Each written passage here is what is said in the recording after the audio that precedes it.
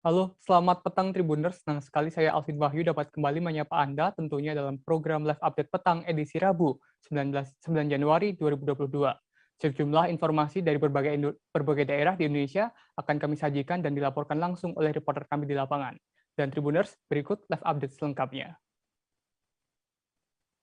Berita pertama dari Manado Tribuners, Puan Maharani melayat ke rumah duka Hartati Thanos. Puan Maharani, Ketua DPR RI, melayat ke rumah duka almarhum Hartati Thanos di Jalan Babe Palar, Kota Manado pada Rabu, 9 Februari 2022 siang. Hartati Thanos merupakan ibu mertua dari Wakil Gubernur Sulawesi Utara, Stephen Kando, dan ibunda terkasih dari Dr. Kartika Devi Thanos, Sekretaris TP PPK Sulawesi Utara. Puan melayat ke rumah duka bersama Gubernur Oli Dondo Kambe usai mengikuti kegiatan di kantor Gubernur Sulut. Acara yang diikuti Puan Maharani secara virtual yakni pelaksanaan Hari Pers Nasional dan meninjau vaksinasi COVID-19 di kantor gubernur. Untuk informasi lebih lengkapnya, saat ini Tribuners telah terhubung dengan kami yakni Rio Nor, reporter dari Tribun Manado. Halo, selamat malam Rio. Ya, selamat malam, Alvin. Rio, bisa Anda jelaskan bagaimana kemudian Ketua DPR RI Puan Maharani melayat ke rumah duka? Ya, kunjungan Puan Maharani ke Provinsi Sulawesi Utara memang dijadwalkan untuk menghadiri sejumlah kegiatan. Eh, Kemudian salah satu rangkaian kegiatan itu melayat ke rumah duka meninggalnya Ibu mertua Wakil Gubernur Sulut, Stephen Kando. Jadi pagi hari Ibu Puan Maharani lebih dulu mengikuti acara secara virtual Hari Pers Nasional, kemudian meninjau pelaksanaan vaksinasi COVID-19 di kantor gubernur. Setelah dari kantor gubernur, Bu Puan Maharani menyempatkan diri sehingga di rumah duka meninggalnya Ibu Hartati Thanos, merupakan ibu mertua dari Wakil Gubernur Sulawesi Utara, Stephen Kando. Kebetulan Bu Stephen Kando dan Ibu Puan Maharani juga masih dalam sama-sama kader PDIP. Setelah datang hanya bersingkat saja, Ibu Puan menyampaikan belasungkawa, kemudian lanjut lagi mengikuti rangkaian kegiatan yang lain. Demikian. Baik, baik. Rio, mungkin bisa Anda gambarkan atau ceritakan sedikit seperti apa sosok almarhumah Hartati Thanos ini?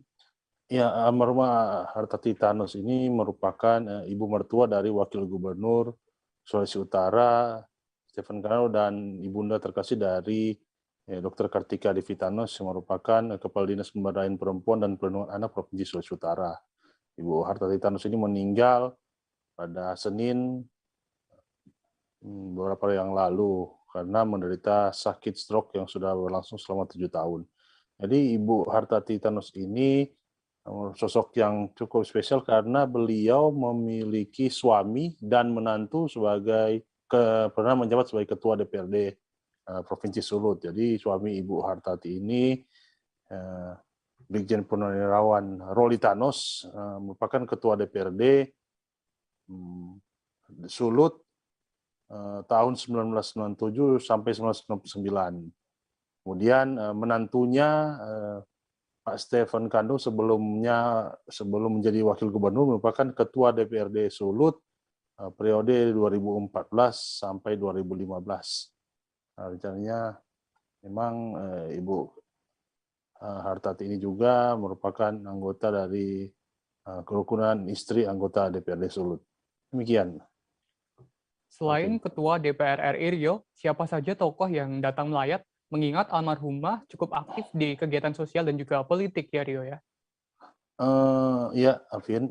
Jadi yang melayat selain Ketua DPR RI sejak hari Senin memang rumah duka di kediaman dari almarhumah ini sudah didatangi pelayat dari berbagai latar belakang. Untuk pertama, selain yang hadir di sini Pak Gubernur Oli Dondo Kambe dan istri, kemudian kepala-kepala daerah yang ada di Sulawesi Utara. Jadi di Sulawesi Utara sendiri ada 15 kepala daerah dan wakil kepala daerah. Kemudian para anggota DPRD, para tokoh-tokoh politik datang bergantian untuk melayat ke rumah duka. Kemudian pada hari ini giliran Ketua DPR RI Ibu Puan Maharani yang melayat ke rumah duka. Demikian, Alvin. Baik, terima kasih Rionor, wartawan dari Tribun Manado untuk informasinya. Selamat kembali bertugas. Kabar selanjutnya masih dari Sulawesi Utara, Tribuners. Dalam sepekan terakhir, wilayah Kabupaten Kepulauan Talaut terus diguyur hujan lebat, terutama pada malam hari. Berdasarkan perakiraan cuaca BMKG, curah hujan terus terjadi di seantero wilayah perairan Kabupaten Talaut dalam beberapa hari ini. Tak hanya itu, di pesisir pantai Malonguane dan Lirung terjadi ombak yang mengancam terjadinya abrasi pantai. Menyikapi hal tersebut, Wakil Bupati Kepulauan Talaut, Mokhtar Arunde Parapaga, mengimbau masyarakat Talaut terutama yang menggunakan transportasi laut dan yang bermukim di wilayah pesisir untuk waspada.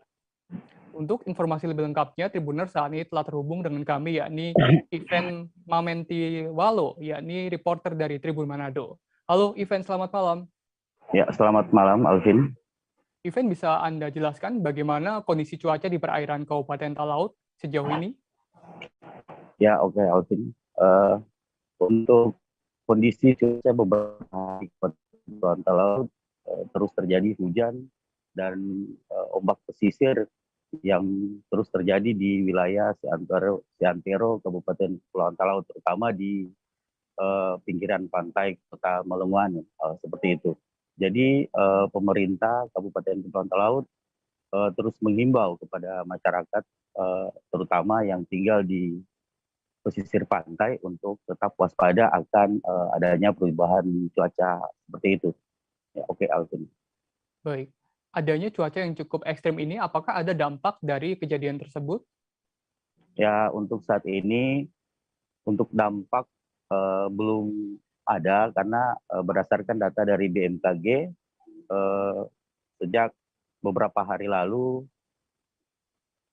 ombak pesisir menghantam sebagian wilayah di Kabupaten Kepulauan Talaut, belum terdata atau belum adanya dampak seperti itu, Alvin. Ya. Kemudian sejauh ini peran pemerintah dalam menyikapi kondisi cuaca yang cukup ekstrim saat ini seperti apa, Ivan? Ya, oke, Alvin. Saat ini pemerintah Kabupaten Kepulauan Talaut melalui Wakil Bupati Kepulauan Talaut terus menghimbau kepada masyarakat, terutama yang menggunakan transportasi laut dan yang tinggal di pesisir pantai, untuk tetap waspada akan adanya perubahan cuaca seminggu berjalan ini. Dihimbau juga kepada masyarakat yang menggunakan transportasi laut dari Kabupaten Talaut menuju Provinsi Sulawesi Utara untuk tetap waspada akan adanya perubahan cuaca seperti ini. Ya, demikian, Alvin. Baik, terkait adanya imbauan dari pemerintah, Ivan, seperti apa respon dari masyarakat? Ya, oke, Alvin. Masyarakat sangat bersyukur karena dari pemerintah sendiri terus memberikan himbauan kepada masyarakat terkait cuaca seperti ini saat ini. Oke, Alvin. Baik, Ivan Mamentiwalo, rekan kami dari Tribun Manado, untuk informasinya. Selamat kembali bertugas, Ivan. Kabar selanjutnya beralih ke Jakarta, Tribuners. Penggemar bakso di kota Jakarta wajib mencicipi bakso tulang Pak Sabar yang berlokasi di Jalan Kebonanas, Kebayoran Lama, Jakarta Selatan.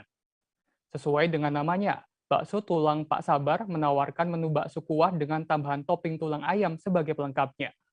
Meski lokasinya tersembunyi di dalam gang sempit kota Jakarta, namun kelezatan bakso tulang racikan Pak Sabar konon sudah cukup melegenda dan juga terkenal. Untuk informasi lebih lengkapnya, saat ini telah terhubung dengan kami, yakni Pebi, reporter dari Tribun Jakarta. Halo, selamat malam Pebi. Selamat malam, Alvin. Pebi, bisa dideskripsikan keistimewaan dari bakso tulang Pak Sabar ini seperti apa? Ya, Alvin. Jadi sesuai dengan namanya, bakso tulang Pak Sabar ini merupakan menu bakso kuah yang disajikan lengkap dengan topping tulangan ayam sebagai pelengkapnya, begitu. Nah, penggemar bakso di kota Jakarta boleh datang ke bakso tulang Pak Sabar ini yang lokasinya ada di Jalan Kebon Nanas, Kecamatan Kebayoran Lama, Jakarta Selatan.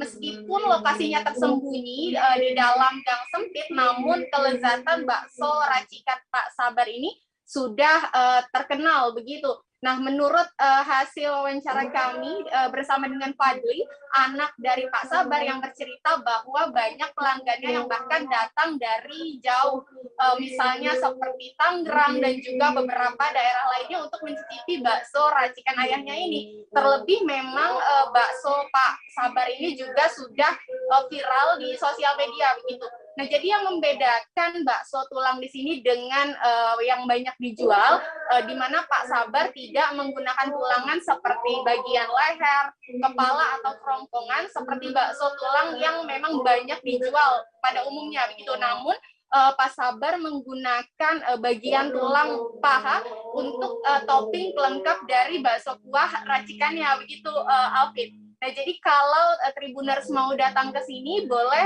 datang ke bakso tulang Pak Sabar yang lokasinya tepat berada di parkiran belakang ITC Permata Hijau, Jakarta begitu.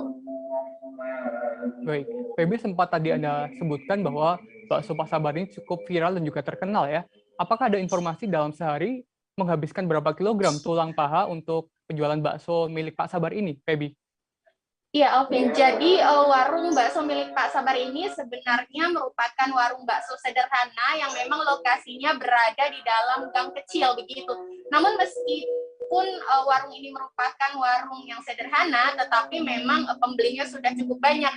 Dikatakan oleh Fadli, anak dari Pak Sabar sendiri, bahwa dalam sehari rata-rata warung rintisan ayahnya ini bisa menghabiskan sekitar 80 kilogram tulangan ayam atau tulang paha ayam begitu.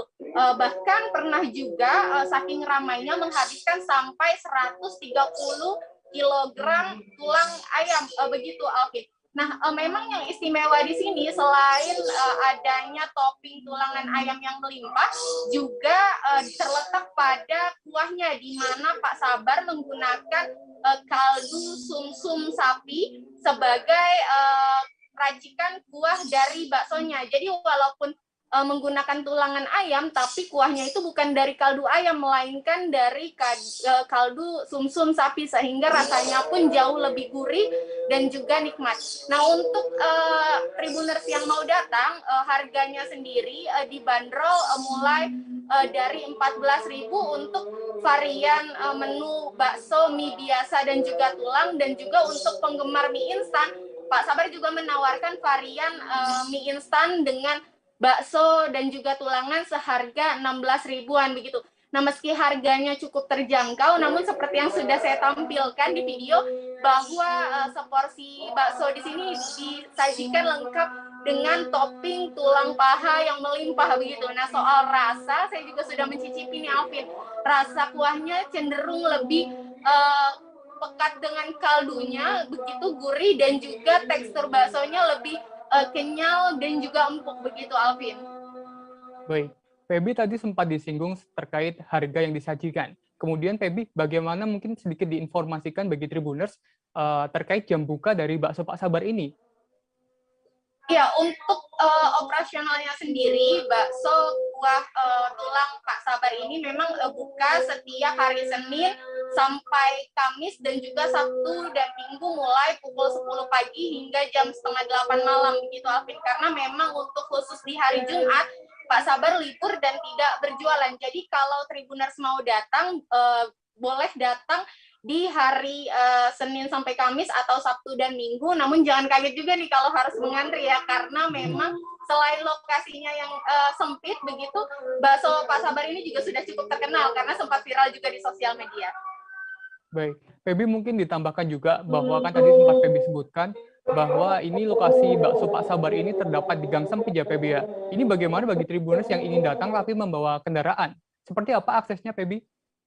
Iya, Alvin. Jadi untuk Tribuners yang mau datang ke warung bakso milik Pak Sabar ini, memang lokasinya berada di dalam gang kecil, tepatnya di Jalan Kebon Nanas, Kebayoran Lama, Jakarta Selatan begitu.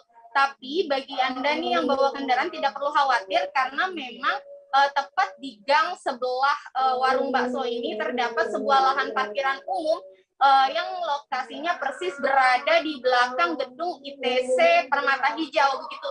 Jadi bagi Anda yang ingin datang dan membawa kendaraan bisa memarkirkan kendaraannya di parkiran tersebut, baik mobil ataupun motor, dan tinggal berjalan kaki masuk ke gang yang berada tepat di samping parkiran tersebut, begitu Alvin. Nah, jarak dari parkiran menuju ke warung bakso Pak Sabar ini tidak terlalu jauh, hanya sekitar 10-12 meter saja. Baik, terima kasih Feby, rekan dari Tribun Jakarta untuk informasinya. Selamat kembali bertugas. Kabar selanjutnya masih dari Jakarta, Tribuners. Partai Umat mengajukan permohonan pengujian pasal 222 Undang-Undang Nomor 7 Tahun 2017 tentang pemilihan umum terkait ambang batas pencalonan presiden atau presidensial threshold 20% ke Mahkamah Konstitusi atau MK. Dalam permohonan tersebut, Partai Umat diwakili oleh Ketua Umum Ridho Rahmadi dan Sekretaris Jenderal Ahmad Muhajir. Dalam sidang dengan agenda pemeriksaan pendahuluan pada Rabu 9 Februari 2022, kuasa hukum Partai Umat, Refli Harun menjelaskan kliennya mengajukan gugatan karena sebagai partai politik baru merasa dirugikan, hak konstitusionalnya akan berlakunya ketentuan tersebut. Untuk informasi lebih lengkapnya, saat ini telah terhubung dengan kami, yakni Gita Irawan, reporter dari tribunnews.com. Halo Gita, selamat malam. Selamat malam Alvin, selamat malam Gita, Tribuners. Ya, Gita, bisa Anda jelaskan bagaimana suasana sidang yang digelar hari ini? Ya, terima kasih Alvin.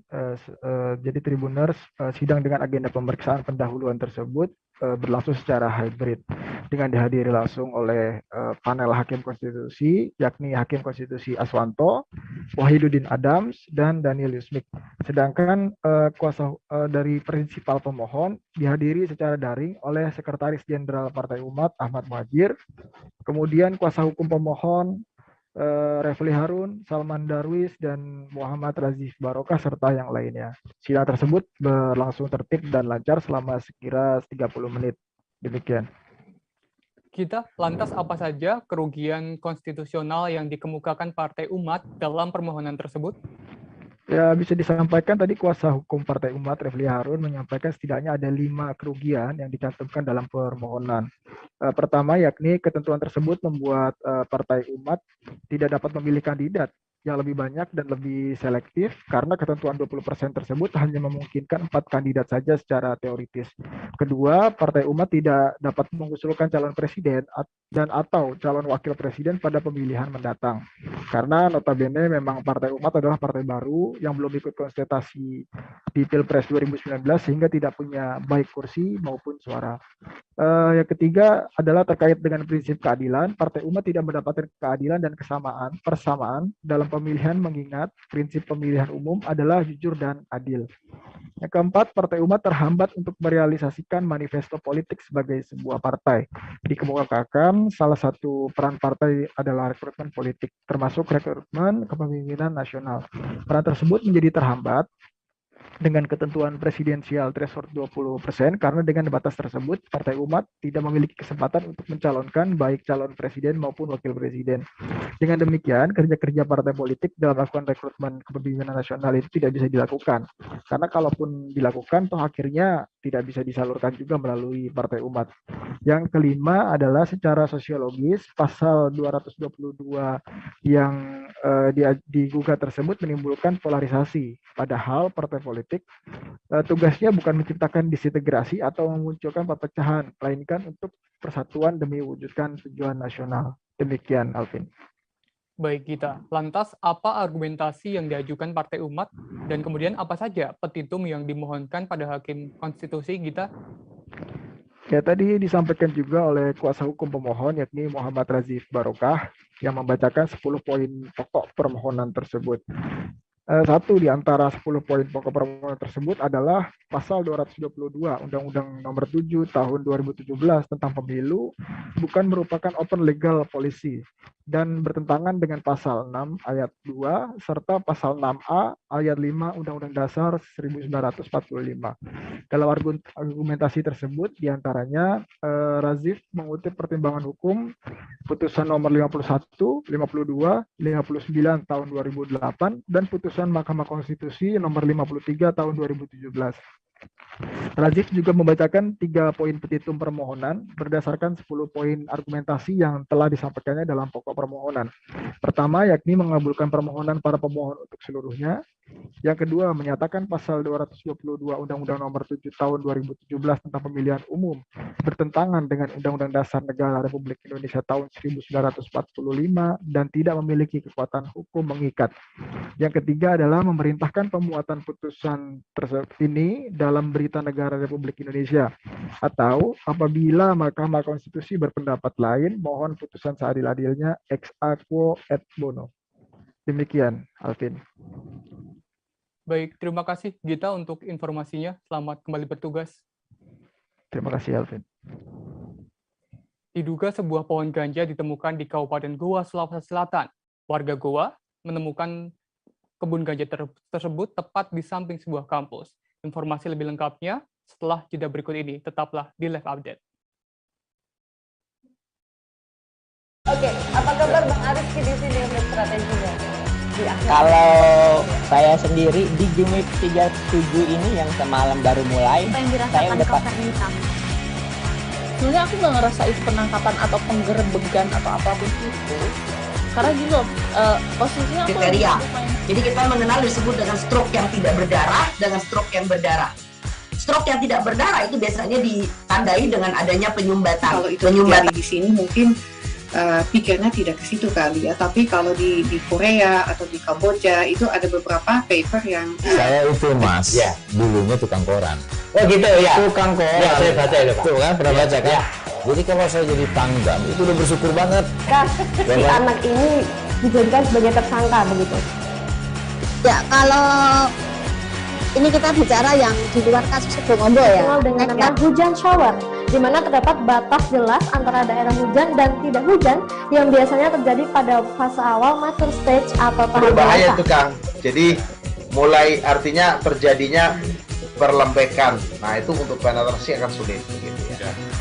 Dok, saya ini menurut saya memang tidak mudah, bukan urusan tanah diambil. Kalau misalnya Amerika Serikat sekarang, Rasulullah mengatakan dalam sebuah hadis bahwa berpuasa di 6 hari Syawal itu. Oke, apa kabar Bang Arifki di sini untuk strateginya?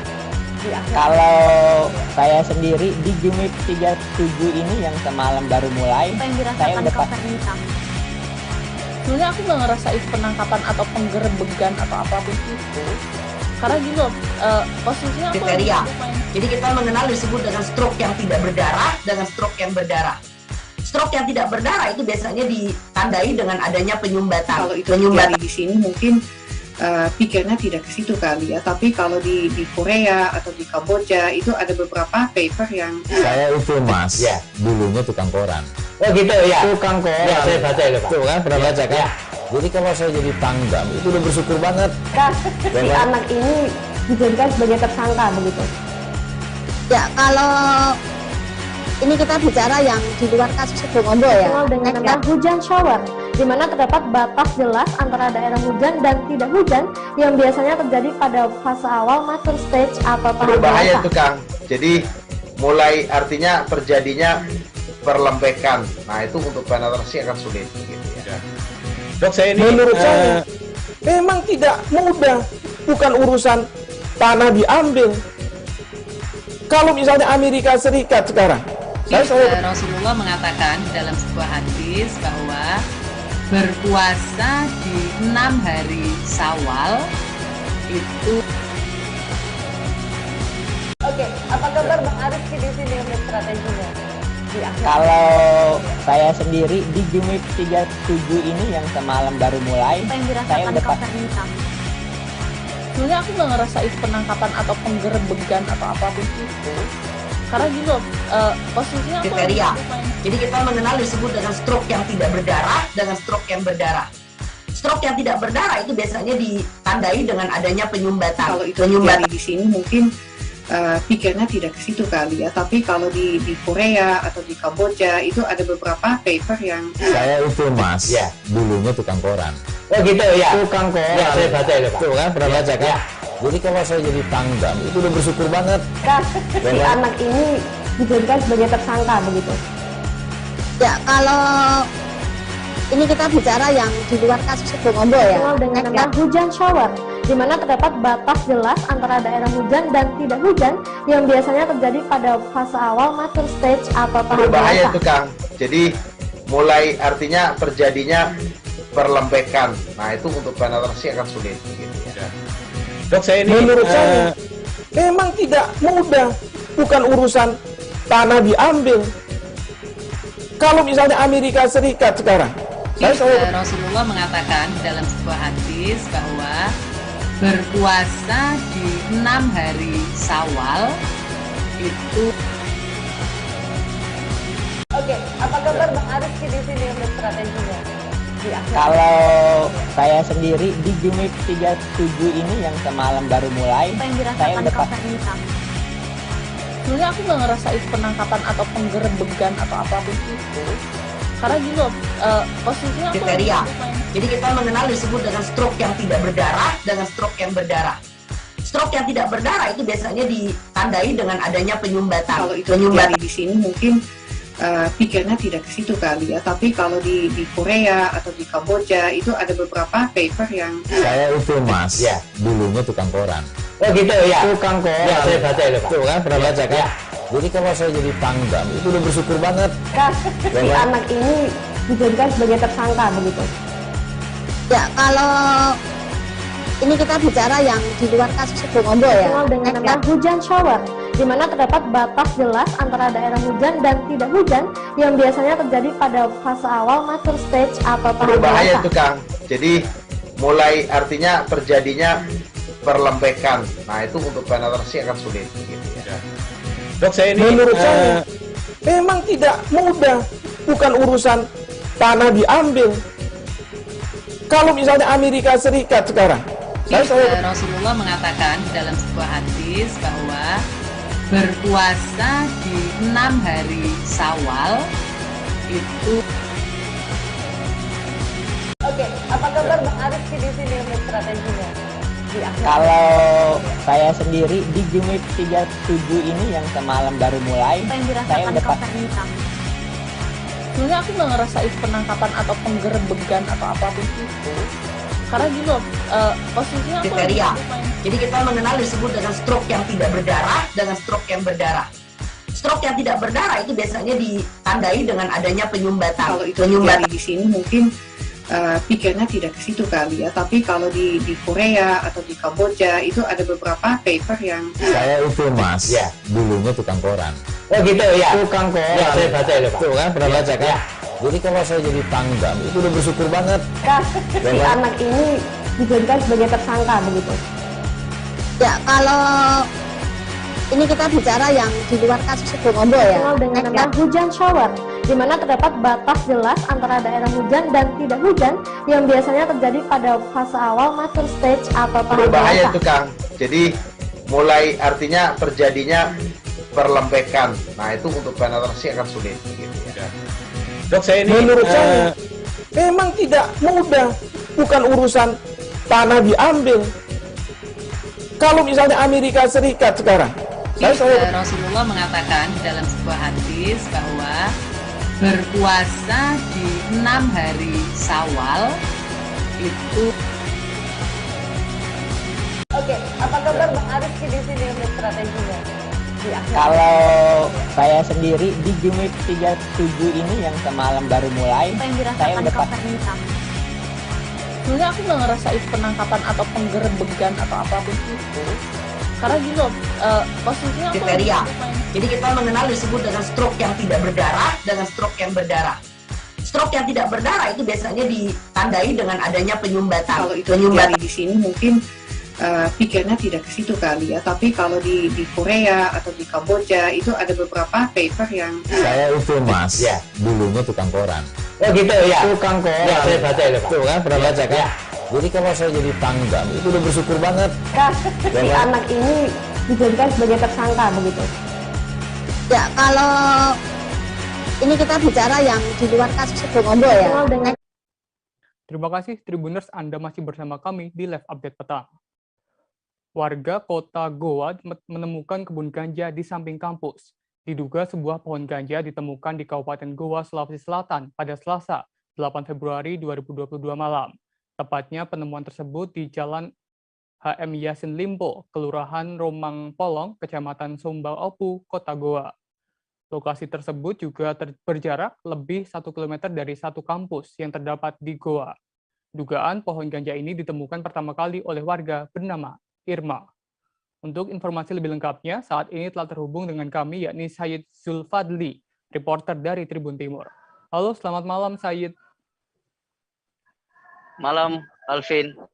Baik, Sayyid, bisa Anda jelaskan bagaimana kronologi penemuan dugaan pohon ganja ini? Awalnya, pertama ditemukan ini oleh warga IRT, yaitu bernama Irma. Ia awalnya hendak mencari jambu di sekitar rumahnya, yang tak jauh juga dari kampus UIN, salah satu kampus. Jarak antara TKP di sana itu berkisar dengan kampus berkisar 1 km lebih. Jadi pada saat dia hendak mencari jambu bersama anaknya, tiba-tiba dia melihat sebuah tanaman yang dimana tanaman tersebut berbeda sendiri dengan lainnya. Olehnya itu dia menelpon keluarganya yang juga anggota TNI dan langsung memberikan foto dan diarahkan oleh keluarganya tersebut itu diamankan di rumahnya. Dan tak lama kemudian, berselang beberapa waktu, pihak personil Kodim Goa itu langsung menuju ke TKP dan mengamankan barang bukti tersebut dan diserahkan ke Polres Satuan Narkoba Polres Goa. Begitu, Alvin. Baik, Sayyid. Kemudian Sayyid, ada berapa banyak pohon yang ditemukan di kebun tersebut dan sejauh ini seperti apa tindakan dari pihak kepolisian? Sejauh ini hanya satu pohon, tingginya itu kisaran 7 cm atau kurang lebih 7 cm begitu. Untuk saat ini proses penyelidikan, polisi masih melakukan proses penyelidikan terkait siapa pemilik dugaan pohon ganja tersebut. Itu, Alvin. Baik, Sayyid, sampai saat ini sudah berapa saksi yang diperiksa dan apakah barang bukti akan dibawa ke Lab 4 Polda Sulsel? Ya benar, saat ini sudah ada 2 saksi yang telah diperiksa di sekitar TKP, termasuk saksi yang pertama menemukan itu, dan rencananya akan dibawa ke lapor barang buktinya untuk menguji apakah benar ini pohon ganja atau tidak, begitu, Alvin. Baik, terima kasih Sayyid untuk informasinya. Dan Tribuners, rekan kami Sayyid telah menghimpun informasi dari Danjunit Intel Kodim 1409 Goa, Letu Udin Saadi. Kemudian ada Irma, yakni warga. Info terkait penemuan info penemuan ganja, sebatang pohon ganja ini berawal dari sekitar pukul 16 sore tadi.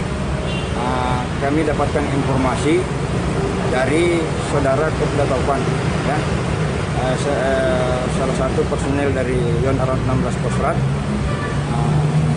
Kopda Taupan ini mendapat informasi dari saudari Irma, yang dimana saudari Irma ini merupakan keluarganya, masih ada hubungan keluarga, adik sepupu, baru sekitar 4 hari di daerah Samata, Villa Samata. Saudara Irma ini pada saat sebelum menemukan, dia mengikuti anaknya sementara bermain ke belakang rumah, yang dimana di lokasi tersebut semak belukar. sambil anaknya dilihat ke sana. Setelah melihat barang ini merasa curiga, kok lain sendiri dari tanaman yang lain. Akhirnya saudari Irma ini menelpon Kopda Taufan. Lari ke sana, jadi saya bilang, saya balik ke sini, ada pohon apa ini, cantiknya ini pohon bunga. Kira-kira pohon bunga apa ini? Nah, terus saya kembali nih, penasaran saya tahu saya punya bunga. Makanya saya kembali ke kamar, ambil HP, terus saya foto. Saya kirimkan saya punya kakak atas nama Taufan. Terus saya kirimkan dia bilang, iya sudah, amankan dulu pas masuk di rumah, dan nanti saya cek. Terus sudah itu datang itu Taufan, diperjelaskan itu semua. Jadi yang didapat ibu ini diduga pohon ganja. Iya. Kalau kita lihat ciri-cirinya yang menyerupai pohon ganja, tapi kita belum bisa pastikan apakah betul pohon ganja atau tidak. Karena rencananya kita setelah kita lakukan penyisiran nanti di sini, barang bukti itu kita akan bawa ke lapor untuk memastikan apakah yang ditemukan ibu ini betul pohon ganja atau bukan. Jadi ciri-ciri itu pohon itu yang ditemukan bagaimana, Pak? Ya, ada identik seperti apa? Ya, seperti bentuk pada umumnya pohon ganja yang berbentuk jari. Ini sementara mencari lagi, siapa tahu ada. Kita sementara melakukan penyisiran di sekitar TKP ini. Siapa tahu kita bisa dapat menemukan pohon yang menyerupai yang didapati ibu itu. Dari Goa kita beralih ke Kalimantan Selatan, Tribuners. Sambangi Kanwil Kemenak Kalimantan Selatan, pengusaha travel umroh Kalsel tak terima perlakuan bak teroris pada jemaah umroh di Jakarta. Perasa jemaah umroh Kalsel yang diperlakukan bak teroris di Jakarta saat tiba di tanah air sepulang dari Tanah Suci, Forum Komunikasi Penyelenggara Travel Umroh dan Haji, FK Patuh, mengadu ke Kanwil Kemenak Kalimantan Selatan di Banjarmasin pada Rabu, 9 Februari 2022. Untuk informasi lebih lengkapnya, saat ini telah terhubung bersama kami yakni Milna Sari, reporter dari Banjarmasin Post. Halo Milna, selamat malam. Halo Saudara Alvin. Milna, bisa Anda jelaskan bagaimana FK Patuh ini mengetahui kejadian yang dialami oleh jemaah umroh asal Kalsel saat tiba dari Tanah Suci? Ya, Saudara Alvin, FK Patuh sendiri mengaku menemukan adanya ketidaknyamanan dari jemaah umroh asal Kalimantan Selatan yang melakukan karantina di Jakarta karena umrah sendiri harus dilakukan melewati Jakarta, tidak melalui Banjarmasin. Informasi ini didapati FK Patuh dari tim advan atau perwakilan dari pengusaha perjalanan ibadah umroh yang salah satunya merupakan kerabat dari FK Patuh sendiri atau pengusaha travel umroh dan haji di Kalimantan Selatan. Begitu Saudara Alvin. Baik, tadi Milna, Anda sempat menyampaikan terkait tuntutan dari penyelenggara travel umroh kepada pihak Kemenak ya. Lantas apa saja tuntutan itu, Milna? FK Patuh sendiri menyampaikan 6 tuntutan yang nantinya akan disampaikan ke Komisi 8 DPR RI dan disampaikan terlebih dahulu ke Kanwil Kemenak Kalimantan Selatan, yakni pertama, membatalkan karantina 1 hari menjelang keberangkatan dan 7 hari setelah kepulangan. Kemudian apabila terpaksa melakukan karantina, maka karantina dilakukan di daerah asal masing-masing, mengingat Bandara PPIU dari wilayah Banjarmasin telah berstatus bandara internasional. Ketiga, jemaah umroh Kalimantan menduduki jemaah tertinggi kelima di Indonesia. Keempat, sumber daya manusia atau SDM yang dimiliki Kalimantan Selatan, yakni dari Angkasa Pura, Imigrasi, Perhubungan, dan juga Kesehatan, telah menyatakan kesanggupannya untuk menerbangkan jemaah umroh dan melakukan pengawasan terhadap protokol kesehatan termasuk karantina. Kelima, menjadikan Bandara Samsudinor menjadi bandara embarkasi umroh. Dan keenam, jikapun Banjarmasin harus tetap dilakukan karantina, maka karantina bisa dilakukan di Kalimantan Selatan sendiri sehingga berdampak positif bagi peredaran uang dan pemerataan ekonomi di Kalimantan Selatan. Begitu tuntutan dari FK Patuh Kalimantan Selatan. Baik, Milna, sejauh ini memang berapa jumlah jemaah umroh asal Kalimantan Selatan yang sudah melakukan umroh di tahun 2022 ini, Milna? Iya, Saudara Alvin, hingga kini ada 196 orang warga Kalimantan Selatan yang melakukan umroh di tahun 2022 ini dengan transit dari Jakarta. Jadi tidak langsung dari Banjarmasin ke Arab Saudi. Berdasarkan dari data Kanwil Kemenak Kalsel, ada 6 penyelenggara perjalanan ibadah umroh atau PPIU yang telah mengirimkan jamaah umrahnya. Jadi 6 PPEU itu terdiri dari Kaltrabu Indah sebanyak 36 jamaah yang berangkat pada 28 Januari, PPEU Al-Amsor pada 28 Januari sebanyak 14 orang, dan PPEU Al-Ba'atul pada 1 Februari sebanyak 2 orang, Abis Nusa Wisata pada 9 Februari sebanyak 35 orang, dan Kamilah Wisata pada 19 Februari sebanyak 90 orang. Dan jumlah ini merupakan yang terdata di Kanwil Kemenak Kalimantan Selatan karena masih ada penyelenggara perjalanan ibadah umroh yang tidak memiliki cabang di Kalimantan Selatan sehingga tidak terdata di Kanwil Kemenak Kalimantan Selatan. Begitu Saudara Alvin. Baik, terima kasih rekan Milna Sari, reporter dari Banjarmasin Post untuk laporannya. Selamat kembali bertugas, Milna. Dan Tribuners, rekan kami Milna telah berhasil menghimpun keterangan dari Ketua FK Patuh, yakni Saridi Salimin. Berikut selengkapnya. Tolong jangan sampai dikriminalisasi oleh siapapun, baik itu pemangku kepentingan di Jakarta maupun di Kalimantan Selatan. Kemudian bahwa kami menuntut hilangkanlah karantina karena kita itu ke sana datang beribadah dan kami bukan membawa suatu penyakit dari Arab Saudi. Kami juga tidak akan menyebarkan suatu virus apapun. Kemudian selanjutnya yang terakhir tuntutan kami adalah jadikanlah Bandara Samsudin Nur menjadi embarkasi umroh untuk Kalimantan Selatan. Tuntutan ini diajukan kepada siapa, Pak? Kepada pemangku kepentingan. Ke pusat, ya. Jadi nanti insya Allah akan kami sampaikan melalui DPR RI Komisi 8 yang nanti insya Allah akan difasilitasi oleh Kemenak Provinsi Kalimantan Selatan. Dari Kalimantan Selatan kita beralih ke Bangka Belitung, Tribuners.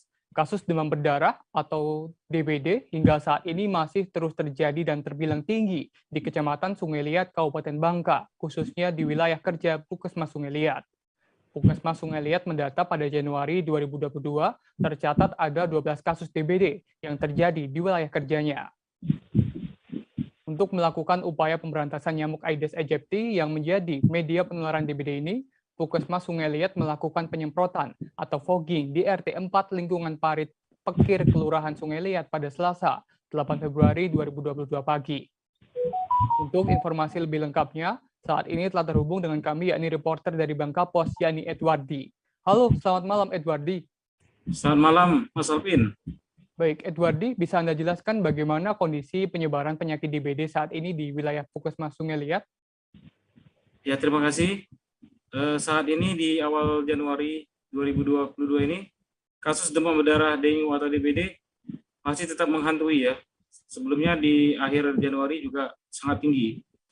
Selama bulan Januari 2022 ini, Puskesmas Sungai Liat mencatat ada 12 kasus DBD yang terjadi di mana wilayah kerja Puskesmas Sungai Liat ini hanya 3 kelurahan, yaitu Kelurahan Sungai Liat, Kelurahan Seri Menadi, dan Kelurahan Kudai. Jadi rata-rata setiap kelurahan itu ada 4 kasus DBD. Demikian. Baik, Edwardi. Untuk informasi bagi masyarakat, Edwardi, mungkin bagaimana prosedur untuk mendapatkan program fogging untuk pemberantasan nyamuk Aedes aegypti dari Puskesmas? Ya, memang untuk mendapatkan fogging ini memang tidak semua kasus DBD dilakukan fogging. Jadi pertama-tama masyarakat yang ada kasus DBD di daerah itu melaporkan dulu kepada Ketua RT, kemudian Ketua RT akan melaporkan kepada Pak Kaling, Kepala Lingkungan, kemudian melaporkan kepada Kelurahan. Kelurahan selanjutnya melaporkan kepada Puskesmas. Selanjutnya pihak Puskesmas menurunkan petugas surveillance mereka untuk melakukan penyelidikan epidemiologi untuk memantau lingkungan tempat kasus DBD itu terjadi. Salah satunya kriteria untuk melakukan fogging itu misalnya yang terjadi misalnya yang terserang itu anak-anak, banyak terserang anak-anak, juga lingkungannya misalnya agak kumuh dan banyak genangan-genangan air sehingga petugas akan menindaklanjuti dengan melakukan fogging. Baik, Edwardi, selain kegiatan fogging gratis, ada juga fogging mandiri ya. Ini untuk fogging mandiri ini seperti apa penjelasannya, Edwardi? Oke, benar. Memang kalau fogging yang dilakukan oleh pihak Puskesmas yang setelah melalui penyelidikan epidemiologi itu dilakukan secara gratis. Arti kata semua biaya dari petugas dan biaya obat-obatan atau racun untuk fogging itu semuanya ditanggung oleh Puskesmas. Namun ada juga beberapa daerah yang wilayah ataupun misalnya seperti sekolah ataupun suatu perkampungan yang ingin meminta, yang merasa daerahnya itu mungkin rawan DBD, meminta mengajukan secara resmi ke Puskesmas, maka itu harus menggunakan fogging mandiri. Artinya pihak Puskesmas hanya menyediakan petugas dan peralatan fogging sementara untuk biaya operasional dan obat-obatan untuk fogging itu ditanggung dari pihak yayasan ataupun sekolah ataupun yang perumahan tersebut. Demikian. Baik, terima kasih Edwardi untuk informasinya. Selamat kembali bertugas. Ya, terima kasih Rekan Alvin. Kabar selanjutnya masih terkait demam berdarah Tribuners. Dinkes Balangan dan Puskesmas Perangin laksanakan fogging di RT 16 Paringin Kota. Adanya laporan ditemukan satu kasus demam berdarah di wilayah Kelurahan Paringin Kota, Kecamatan Paringin, Kabupaten Balangan, membuat instansi terkait melaksanakan aktivitas pencegahan. Dinas Kesehatan Kabupaten Balangan bekerja sama dengan Puskesmas Paringin melakukan fogging untuk pencegahan dan pengendalian penyebaran DBD. Fogging dilakukan pada area permukiman warga di Gang Hambawang, RT 16, Kelurahan Paringin Kota, Kecamatan Paringin pada Rabu, 9 Februari 2022. Untuk informasi lebih lengkapnya, saat ini telah terhubung bersama kami yakni Isti Rohayanti, reporter dari Banjarmasin Post. Halo Isti, selamat malam. Baik, selamat malam Alvin. Ya, Isti, berapa jumlah kasus DBD di Kabupaten Balangan yang saat ini terjadi dan tercatat pada tahun 2022 ini? Oke. Baik Alvin, jadi menurut data dari Dinas Kesehatan Kabupaten Balangan, untuk data kasus demam berdarah pada tahun 2002 itu pada bulan Januari ada 6 orang, sedangkan pada bulan Februari sampai hari ini terdata ada 2 orang. Sementara pada tahun sebelumnya, tahun 2021, itu dalam 1 tahun tercatat ada 8 orang yang penderita DBD, begitu Alvin. Baik, terkait adanya kasus DBD di Kabupaten Balangan ini dan kemudian pihak terkait melakukan fogging. Lantas di mana saja lokasi pelaksanaan fogging, Isti? Baik Alvin, jadi untuk pelaksanaan fogging baru-baru ini dilakukan pada 2 lokasi. Sebelumnya itu di RT 7 pada Kelurahan Paringin Kota Kabupaten Balangan, dan hari ini tadi dilakukan di RT 16 Gang Hambawang Raya, Kelurahan Paringin Kota juga, di mana untuk penyemprotannya itu berjarak sekitar 100 meter persegi dari rumah penderita DBD, begitu Alvin. Baik, terkait proses fogging dan juga selain fogging, apakah ada upaya pencegahan DBD yang dilakukan oleh Dinkes Balangan, Isti? Oke, baik Alvin, jadi untuk fogging fokus ini merupakan upaya terakhir yang dilakukan oleh Dinkes Balangan apabila upaya lainnya itu tidak berhasil. Dan upaya lain yang dimaksud itu ialah menjaga kebersihan, diantaranya menggerakkan program Type 3M+, yaitu menguras, mengubur, dan mendaur ulang barang bekas yang mungkin bisa menjadi tempat penyebaran nyamuk. Dan terpenting itu adalah sangat prioritasnya adalah masyarakat yang melakukan kegiatan pemberantasan sarang nyamuk. Begitu, Alvin. Baik, terkait imbauan yang disampaikan oleh Dinkes Balangan, apakah sejauh ini respon dari masyarakat cukup baik, Isti? Oke. Baik Alvin, jadi pada sebagian wilayah itu sudah mengikuti himbauan dari Dinkes Kabupaten Balangan, namun ada juga beberapa tempat yang masih menghiraukan sehingga fogging fokus itu dilakukan. Begitu, Alvin. Baik, terima kasih Isti untuk informasinya. Selamat kembali bertugas. Dan Tribuners, rekan kami Isti telah berhasil menghimpun keterangan dari Kasih Pengendali Penyakit Menular Dinkes Balangan, yakni Hasmi. Berikut selengkapnya. Pertama, kita melakukan fogging ini adalah salah satu pengendalian kajian-kajian yang sudah kita laksanakan bersama dengan Puskesmas, dengan melakukan penyelidikan epidemiologi. Yang pertama, berdasarkan hasil laporan yang disampaikan rumah sakit ataupun warga, dan itu kita melakukan melakukan epidemiologi atau konfirmasi kasus ke tempat alamat penderita yang bersangkutan.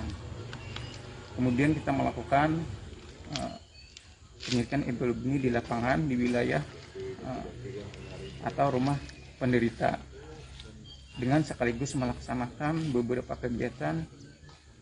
Yang pertama, melakukan penyuluhan di wilayah penderita, kemudian melakukan pemeriksaan jentik, apakah di sana ada vektor nyamuk yang memungkinkan bisa menyebaran di wilayah itu. Yang hasil yang didapatkan dari pemeriksaan jentik oleh petugas Puskesmas, itu didapatkan hasil ada angka bebas jentiknya adalah di bawah 90%, yang mana kita harapkan angka bebas jentik itu di atas 95%. Namun hal ini dengan adanya ditemukan jentik di beberapa tempat di wilayah rumah penderita, yang sehingga hasilnya didapatkan di bawah 95%. Artinya dengan data itu kita menjadikan intervensi sebagai untuk dilakukan pengendalian nyamuk atau fogging fokus. Beralih ke wilayah Aceh, Tribuners, tercatat 17.800 warga PD diblokir sebagai peserta Badan Penyelenggara Jaminan Sosial atau BPJS Kesehatan.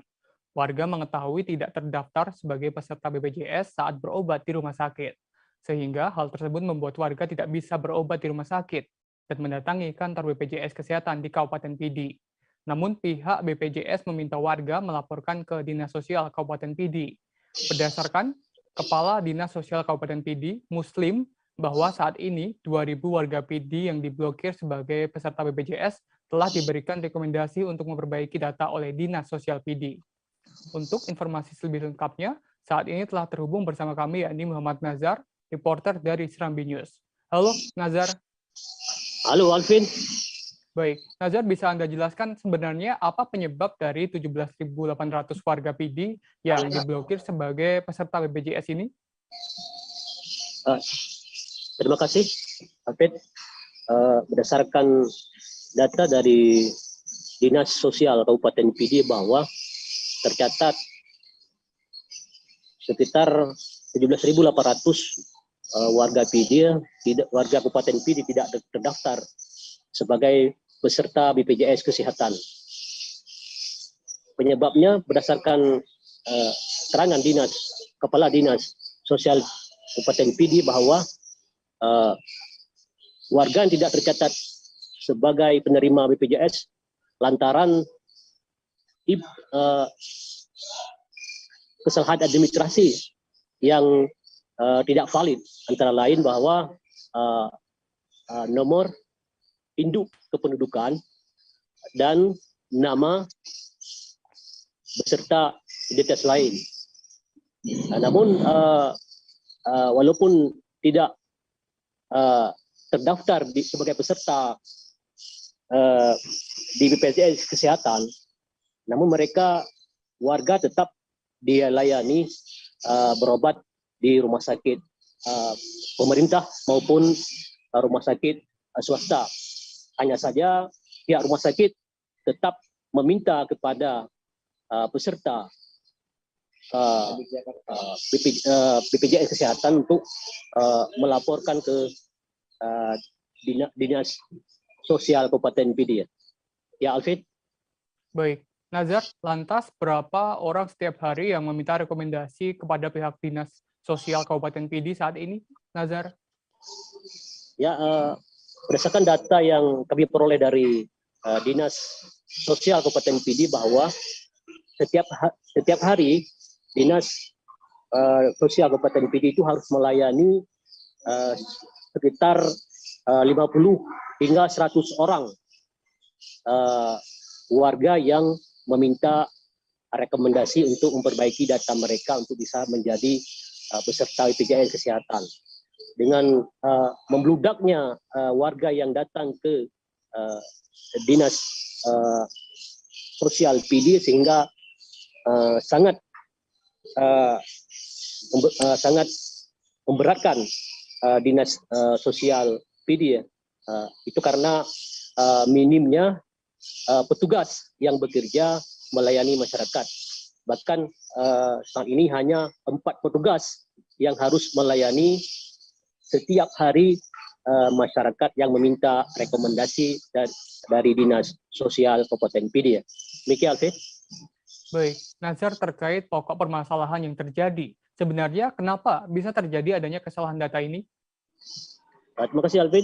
Berdasarkan informasi yang kami dapat dari Dinas Sosial PD bahwa data yang diterima, yang diambil oleh BPJS itu berdasarkan hierarkinya dari Dinas Sosial Kabupaten PD ya, yang dikirim kepada Departemen Sosial RI, sehingga dari data Departemen Sosial RI ini diambil oleh BPJS Kesehatan untuk warga, itu diberikan kepada warga yang untuk diberikan warga sebagai peserta BPJS Kesehatan. Sehingga data-data yang diinput itu banyak yang salah, sehingga pihak Departemen Sosial itu memblokir data-data yang salah tersebut. Demikian, Alfred. Baik, Muhammad Nazar. Terima kasih Muhammad Nazar untuk informasinya. Selamat kembali bertugas. Terima kasih. Dan Tribuners, informasi dari Aceh tadi sekaligus menutup live update petang kali ini. Saya Alvin Wahyu mewakili tim yang bertugas, pamit undur diri dan sampai jumpa. Jangan lupa like, subscribe, dan share ya!